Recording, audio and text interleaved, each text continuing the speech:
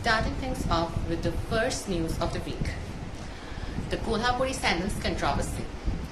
The famous fashion brand Prada launched its sandals, which are almost identical with the Kolhapuri sandals. And the controversy sparked off because the Prada did not even acknowledge the Kolhapuri sandals and the makers, the traditional, which have already acquired the geographical indication GI tag. World Bank in its report stated that 5.75% Indians live in abject poverty. Indian economy is currently going through a relative Goldilocks situation where it is neither facing so much inflation nor deflation. It is quite stable.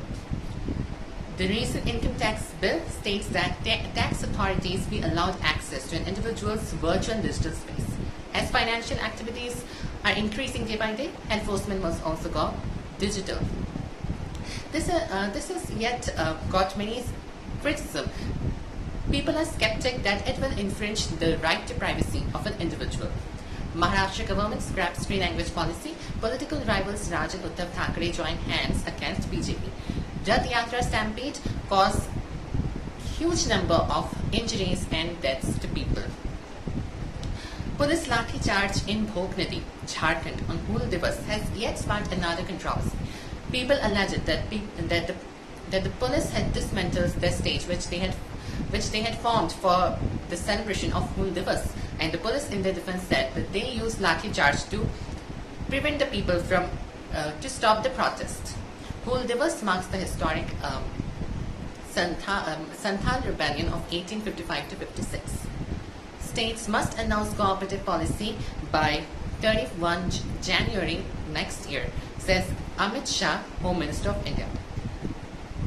May factory output growth at 9-month low as rains hit power demand. As per the Index of Industrial Production, factory output has reduced from 6.3% in May 2024 to 2.6% in April to just a mere 1.2% in May 2025. PM Modi takes 9-day 5-nation trip, one of his longest trips in a decade.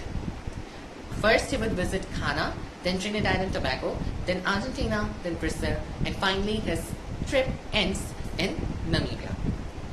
The government announces employment-linked incentive scheme recently in a move to create more employment opportunities and jobs.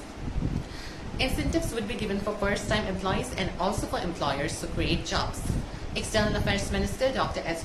Jaishankar says Quad should understand that India has every right to defend its people against terror. Indo-French Army exercise Shakti 2025, which started on 18th June in France, finally concluded recently. This year, BRICS Summit would take place in Rio de Janeiro in Brazil. 2025 Union Budget took steps to formally recognize gig and platform workers. Now, what are gig and platform workers? A gig worker is a person who works outside the traditional employee-employer work, and a platform worker is one who works in online and digital platforms. The monsoon session of the Parliament would take place from July 21 to August 21 this year. National Human Rights Commission in its report exposed the scam of a fake cardiologist from Madhya Pradesh who was using a false identity of a UK-based doctor and John Camp. This scam also exposed the willful negligence of authorities, stated the commission. Yard 12652, named INS Udaygiri, constructed by Mazagaon Dock Shipbuilders Limited, was officially handed to Indian Navy. A political crisis has erupted in Thailand. The Thai PM Paetongtarn Shinawatra has fallen into a controversy due to a leaked phone call with a Cambodian chief Hun Sen. Thailand's constitutional court banned Paetongtarn Shinawatra's candidature, and an ethics investigation is being carried out to look into the matter. Amnesty International in its report condemned Israel and Gaza Humanitarian Foundation backed by US for replacing the United Nations-led aid distribution network. Amnesty International also criticized Israel for using starvation as a weapon against Palestinians. IPS appointments in CAPX continue despite Supreme Court order against it. Amid rising pressure from China concerning Dalai Lama, Union Minister Kiren Rijiju says only Dalai Lama can decide on reincarnation. The United States of America is all set to celebrate its 249th Independence Day on 4th July. Prime Minister Narendra Modi hails 35 million diaspora as India's pride in Trinidad and Tobago. He also announces that 6th generation Indian origins, or the Girmitiya tribe living there, will receive the OCI card. CJI BR Gawai assures complete transparency in the Canadian system for appointments of judges. Naga tribes to resume protest against state's job reservation policy on July 9th.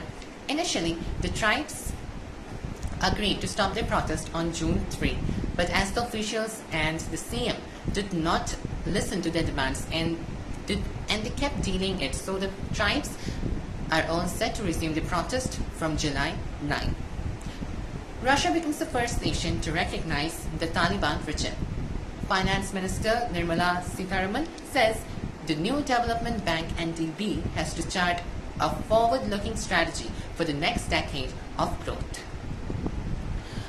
Indian astronaut Shubhangshu Shukla interacted with students using ham radio from the International Space Station ISS. Quad to create critical mineral supply chain, a counter to China. Thanks for watching. Stay tuned for more upcoming news. Thank you.